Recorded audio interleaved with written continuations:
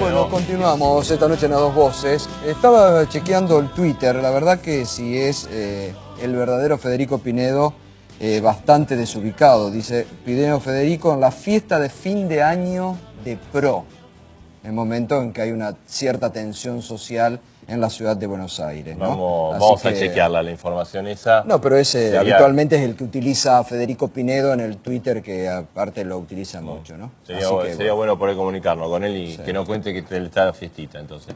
Vamos a hablar del Fondo Monetario Internacional.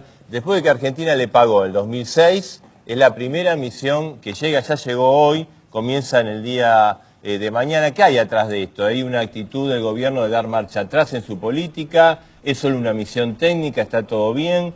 ¿No cambia nada? ¿O sí, cambia algo? Lo vamos a debatir con Diana Conti y también con el diputado Iglesias. ¿Cambia algo, Iglesias?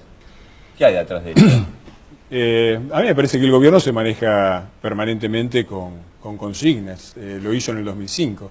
Yo recuerdo cuando se hablaba del desendeudamiento, esta pretendida independencia con respecto al FMI encubría los hechos concretos. Los hechos concretos eran que el gobierno le pagaba 10.000 millones de dólares que debían, que estaban colocados además a un precio muy bajo, a 3-4% anual.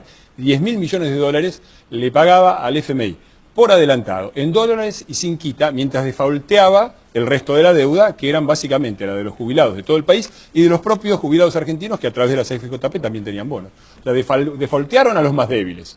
Y con el gesto del desendeudamiento, lo que declararon una supuesta guerra al FMI, de la que ahora se retractan, y le pagaron 10.000 millones. Y después pidieron esa plata, que estaba colocada al 4% con el FMI, y que bastaba ir pagando a lo largo del tiempo, sin tener ninguna dependencia con el organismo, porque cuando uno le paga a su acreedor en tiempo y forma, no tiene ningún problema, le pidieron un crédito a Chávez. Un crédito a Chávez que fue otorgado a tasas de alrededor del 16% anual, con un costo diferencial entre lo que había y lo que se pagó de 900 millones de dólares. La Argentina tiró a la basura en esta propaganda política del gobierno, del desendeudamiento y sacarnos de encima al FMI 900 millones de dólares para después tener los valijazos de Antonini y para volver ahora al FMI. La verdad que es una política esquizofrénica, oscilante y que se baja solamente no en el interés del país sino en las consignas. Diana.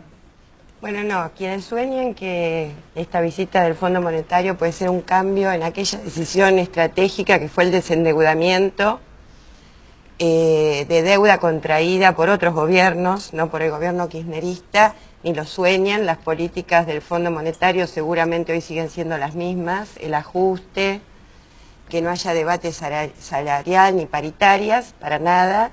El proyecto que encarna Cristina Fernández de Kirchner es el mismo de siempre, no va a haber ajuste, va a seguir habiendo paritarias, seguir habiendo Argentina que crezca con soberanía, la soberanía que nos dio desendeudarnos. La visita es técnica, lo están afirmando ambas partes, se convenió en el 2008 y es porque queremos ir y darle a nuestra presidenta en su próximo mandato un índice de precios al consumidor que tenga consenso y vigencia nacional para que ella pueda manejarse en el próximo periodo con una realidad coherente respecto a cuál es el consumo en nuestro país. Dando por hecho un próximo mandato de Cristina Kirchner. Yo lo deseo, por supuesto voy a respetar su opinión, pero... está dando por hecho que el actual índice no sirve para nada. El actual índice todos sabemos que es un índice parcial, es un índice el que hace el INDEC. Digamos, la gestión de Guillermo Moreno del INDEC, que da este índice, está muy desacreditada por todo el mundo. Y aparte de desacreditada, es un índice parcial porque toma solamente la capital federal y el conurbano bonaerense, luego hay otros índices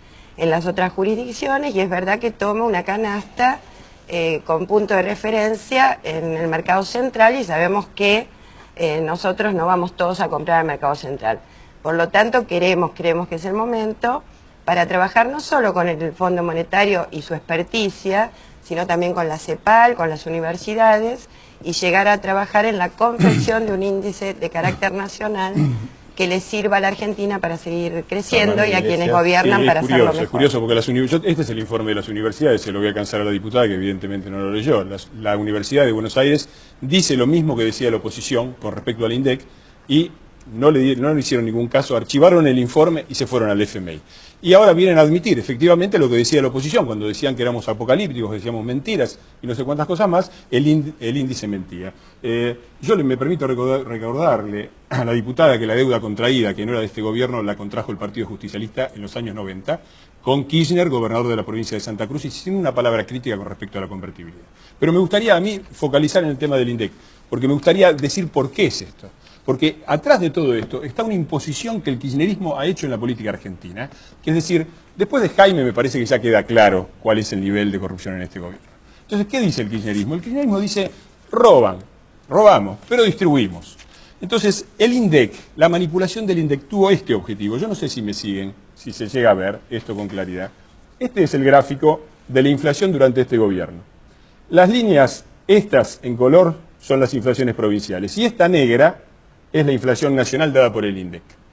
Como es lógico, hasta este momento preciso, la línea nacional va en el medio de las líneas provinciales, porque la inflación nacional es una media ponderada de las inflaciones provinciales. A partir de este momento, que es la irrupción de Guillermo Moreno en el INDEC, lo que sucede es que las líneas de las provincias, entre las cuales hay un montón de oficialistas, La Pampa, Entre Ríos, Buenos Aires, varios oficialistas, muestra cuál es la inflación real, que en este momento, según esta media, anda alrededor del 24% en la canasta general, mucho más en alimentos. Y el INDEC de Moreno sigue registrando el 9%.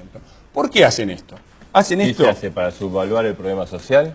Claro, porque con los precios del INDEC y subvaluando la inflación, lo que subvalúa es el precio de la canasta familiar.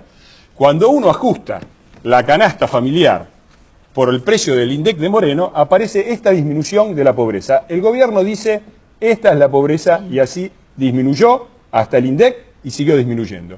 Cuando uno ajusta la canasta familiar por las canastas provinciales, que son oficiales, no son asesoras privadas, son oficiales, estadísticas oficiales, esta es la verdadera curva de la que después de la crisis la pobreza disminuyó muy rápidamente hasta un punto, que es el momento de la intervención de Moreno, en una curva que es muy parecida a la salida de la crisis de la hiperinflación, sin mucha diferencia. Y que a partir de ahí, a partir de acá, lo que vemos es que la pobreza y la indigencia se han estabilizado, que el modelo está agotado para disminuir la pobreza, que el índice de pobreza, corrigiendo las variables según la inflación oficial de las provincias, es cercano al 30%, exactamente 29,4%, y que este nivel de pobreza es aún mayor, aún peor, no digo, que el de la década del 90, que fue más bajo. Es decir, lo han hecho inclusive peor que Menem. La mentira del gobierno con las estadísticas es para ocultar 7 millones de pobres que hay en el país metidos abajo de la alfombra que prepara el INDEC de Moreno. Roban pero distribuyen.